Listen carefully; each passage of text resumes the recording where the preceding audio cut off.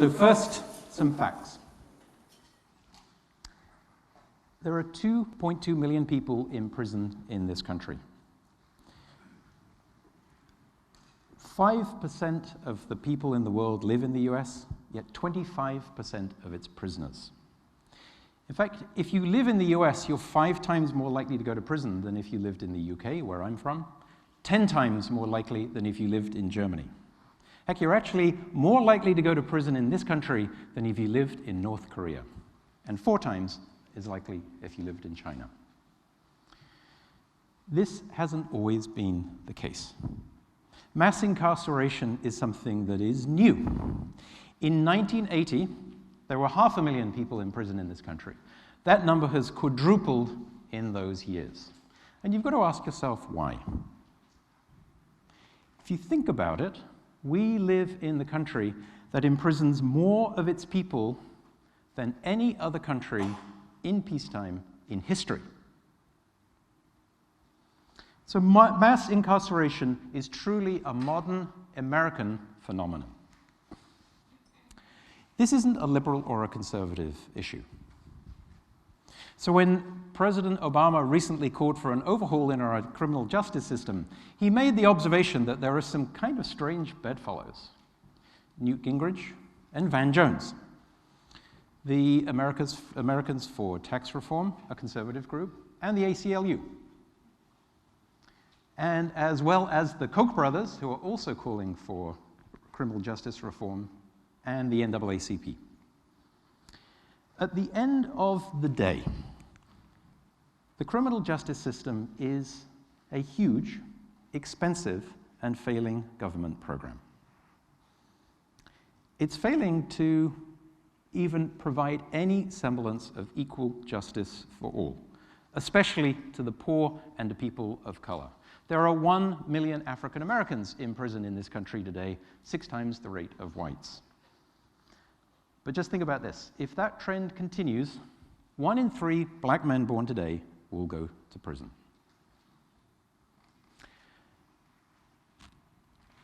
So, if we do think about it, we know in our hearts there are big problems with this system.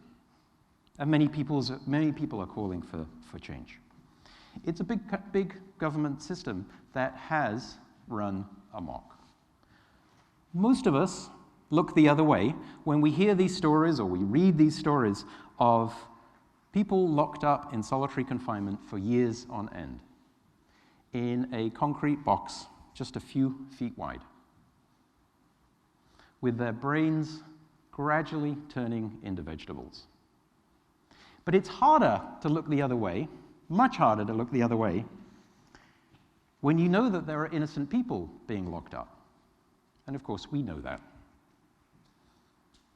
So there have been over 300 people who have been exonerated from prison because of new DNA evidence or new tests upon existing DNA evidence. Between them, those 300 people spent 4,500 years in prison for a crime they did not commit. Whether they are sitting in prison, sitting in solitary confinement, or sitting on death row, there are thousands more people, for sure, who are in prison today who did not commit the crime that they were being punished for.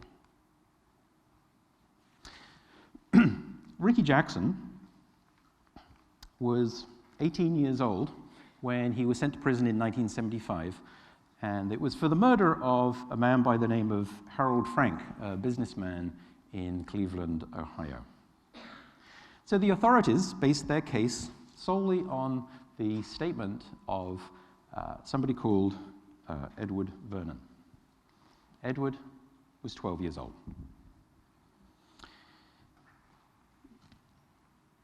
It turns out that the story that Edward had told the police and then in court was made up. It wasn't made up by him, it was made up by detectives and prosecutors who fed him the story and then threatened him that he would suffer imprisonment, or his family members would suffer imprisonment, if he didn't tell that story in court. During a court hearing a couple of years ago, when he was 50 years old, he described how he had been coerced into telling this story. When Ricky, shown here on the left, went to prison, Gerald Ford was the president, and the Vietnam War was just over. So Ricky was released last year. He was fully exonerated from the crime, but he'd spent 39.5 years in prison for a crime he didn't commit. In that time, he spent time on death row. He thought he was going to be killed. He had to smell the burning flesh of the man that was taken away from the cell next to him and was executed, and he was told that he would be next. Rick is now 58 years old, and I'm sure, like me, you hope he has 40 more years or more of his life remaining.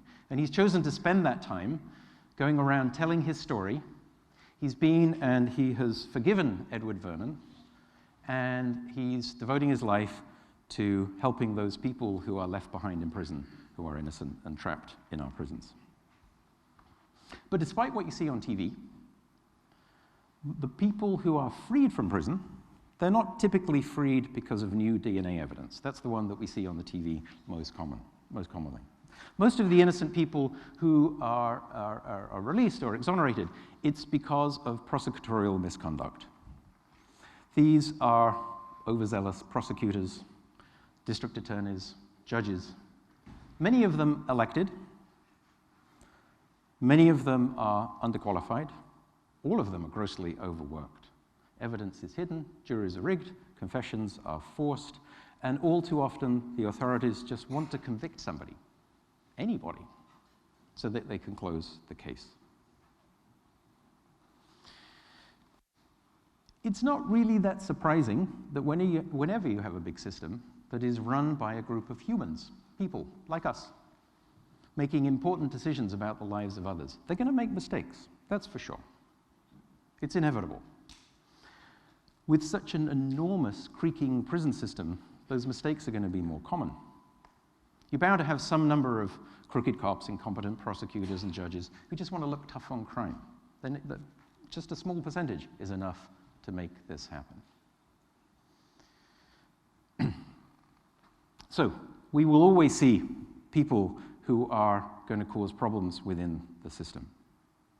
We're bound to have people who are locked up who, it turns out, were innocent all along. So it's bad enough to lock up an innocent person and then later find out that they were in fact innocent. But it's important to remember that this is the very same system, and these are the very same people who are deciding if we execute them. And once you execute someone, if they turn out to be innocent, there's no going back. Let's talk about Carlos de Luna. Carlos was executed for the murder of Wanda Lopez. She was stabbed to death while working at a gas station in Corpus Christi in Texas on February the 4th, 1983. She was 24 years old. Carlos was executed for the crime. The problem is, Carlos was innocent. There were 2 men named Carlos in the vicinity that day. An eyewitness tied Carlos de Luna, shown here, to the murder. The trial lasted 6 days, and Carlos was executed 6 years later. It was a routine case. Nobody thought that it was exceptional, barely appeared in the newspapers. Almost by chance, Columbia Law School took a closer look at this particular case and concluded that de Luna was in fact innocent and that they actually executed the wrong Carlos. There's a great book describing this case. De Luna was put to death based on the eyewitness identification at night with no corroborating forensic evidence at all. We now know that Wanda Lopez was murdered by Carlos Hernandez, who looked so similar to de Luna that his own family members and his own sister mistook a photograph when seen of the 2 Carloses together. De Luna had never committed a violent crime before, but Hernandez, his history of crime included crimes very similar to the way in which Wanda Lopez was killed. How could that happen? Hernandez even bragged to his friends in Corpus Christi that he was the one that had killed her and that the wrong Carlos was in jail. The police said they didn't know Carlos Hernandez. Turns out he was a police informant, and this was found out later. The police never even interviewed him. Yet in court, when Carlos de Luna said it was the other Carlos, they said he was imagining it. In fact, the term was, he was a phantom of de Luna's imagination. They framed Carlos de Luna, and he's dead. Here's a list of other people who were innocent that are known to have been executed in this country. It's a partial list. There will be many more. We don't have time to talk about them today. So how did I get involved in this? I'm an engineering professor. Why would I get involved in something like this? Well, when I was at college in England, I volunteered for Amnesty International, and like many other people, wrote letters on behalf of prisoners of conscience, men and women around the world, who were imprisoned because of their political beliefs. And I learned that with that small effort, it really was a very small effort, you could make a difference. Because lo and behold, two of the people that we'd written on behalf of showed up in my hometown from South America. It was quite a surprise to me, but I learned that if you stand up, speak out, and say something, even a little something, it can make quite a difference. The second time I spoke up was when I saw this ECG machine on TV. So it's a normal ECG machine used in many hospitals around the world. It was built by Hewlett-Packard in Germany, and the year was 1988. I was watching a BBC documentary called 14 Days in May, and it followed the 2 weeks leading up to the execution of Edward Earl Johnson. And this was in Mississippi. He was imprisoned for the murder of a white police officer. His death sentence was based on a confession that was obtained once by the side of the road by police officers while he was being transported between two prisons. He immediately said that it had been forced and coerced and retracted it. There was no other evidence. So it followed his time up the last 14 days until he was executed. It's a little bit hard to find this now, but it's still available on YouTube if you're interested in watching 14 Days in May. So he was killed in the Mississippi gas chamber on 20th of May, 1987. And just a few days before that, an alibi, a woman came up to the prison gates to say that actually she hadn't known about this case, but she was with him at the time of the murder. She was sent away and told to mind her own business. The movie shows the gas chamber being prepared for his execution, and it also shows this particular Hewlett-Packard ECG machine. And that was used just to confirm that the prisoner was dead. I was 25 years old at the time, and I worked for Hewlett-Packard in the UK. And I knew that this ECG machine was built in Germany, and that it was illegal in Europe to export equipment for use in the death penalty. You probably know why that is, because there's no country in Europe that has had the death penalty for decades now. And in fact, if you want to join the EU, you can't do so if you still use capital punishment. The documentary was never shown on US television, but I wrote to David Packard, who was still alive at the time, to ask why it is that Hewlett-Packard allows its product to be part of such a process. Not only because it's illegal, but hey, this guy was probably innocent. So to my surprise, he wrote back. I got a handwritten letter, and also, to my surprise and to my knowledge, HP then stopped shipping ECG equipment to the US for use in the death penalty. Again, I learned that by speaking out, just a little bit, I just wrote a letter, that's all I did, you can make quite a difference. But as I learned more about the death penalty in the US, this was from England, I sort of realized that as I read more about it, how hidden, secret, and unspoken it is. How often do you talk about it? How often do I talk about it? How often do people talk about what's actually happening? And when you look a bit more, you realize how arbitrary and ad hoc this system is. So 105 countries have abolished the death penalty worldwide, most recently Suriname and Mongolia. There are 60 more that are classified by the United Nations as de facto abolitionists because they haven't used the death penalty in at least 10 years. So that leaves 28 countries that still use capital punishment. And one of them, of course, is the US. That's us. The US is number 5 worldwide on that list. So you might be wondering, who's the other 9? Are they the members of the G7? Are they the other wealthy countries? Are they the other countries known for being leaders of democracy and justice? So the other members in that list are China, Iran, Saudi Arabia, Iraq, Pakistan, Yemen, North Korea, Vietnam, and Libya. They're our bedfellows. So when we claim to be the world's policeman and the leader of the free world, I'm sorry, but no other country stands with us on this issue. So let's turn to the US in a little bit more detail. 31 US states retain the death penalty. 19 have abolished it, as well as the District of Columbia. So since 1976, when it was reinstated by the Supreme Court, 1,423 people have been convicted. 156 have been released from death row when it was found that they were innocent. But perhaps the most troubling fact about the death penalty is how disproportionately we treat different races. Studies have time and time again shown that race plays a very big role in deciding who gets executed. A study 2 years ago in Washington State showed that a jury is 3 times more likely to recommend the death penalty for a black defendant than for a white defendant in similar crimes. 3 times as likely. In Louisiana, what matters most is the skin color of the victim. If you kill a white person, you're 97% more likely to be sentenced to death than if you kill a black person.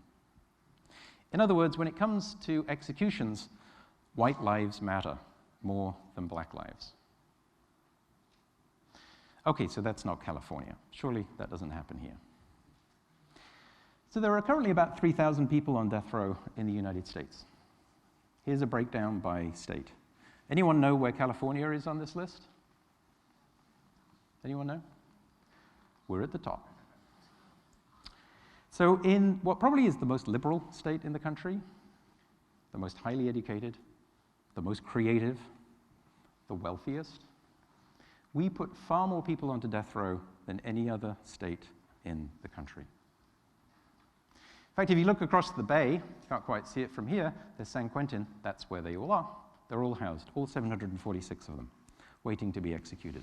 So we imposed 14 new death sentences last year. Of those, 8 of them were in Riverside County alone. How can that be? Well, it turns out it's because they've got a death-hungry prosecutor who just really, really wanted to put people on death row. So unfairness abounds in California. For example, Alameda County, 8 times more likely to be sentenced to death than in Santa Clara. Why? Who knows? Statewide, African Americans are sentenced to death at a rate 5 times higher than their proportion of the population. So a study at Santa Clara in 2005 showed that if you kill a white person in California, you're 3 times more likely to be sent to death than if you kill a black person, and 4 times more likely than if you kill a Latino. The phrase equal justice under law is engraved on the front of the US Supreme Court. What happened? There isn't even a semblance of equal justice under law. Whether or not you go to jail, whether or not you're sentenced to death, depends on whether you're poor, the color of your skin, the color of your victim. It even matters which county you live in. As Brian Stevenson, one of my heroes, likes to say, the opposite of poverty is not wealth, the opposite of poverty is justice. So who are we kidding about equal justice under the law? So what can you do? You can stand up and say something, and I encourage you to do so. I told you I learned that from personal experience that we can make a difference even if we just stand up and say something. It's not traditional here, particularly in the US, that at work amongst the people that we spend time with, that we talk about these things. That's why I'm here today, to stand up and saying something to you. I know I've barraged you with facts and some pretty gruesome, heart-wrenching stories, and it may be not what you expected to come and hear today. But we can, and in fact, I'm very confident that we're going to stop some of this, particularly the death penalty, and I want to tell you how. There's going to be a ballot initiative in California this November to simply replace the death penalty with life imprisonment without the possibility of parole. So if we incarcerate by mistake an innocent person like Ricky Jackson or Carlos de Luna, at least we'll be able to release them later. Ironically, this will also save us money. Hey, double win. The state government estimates that we'll save in California $150 million per year if, instead of executing people, we were to put them in prison for life without the possibility of parole.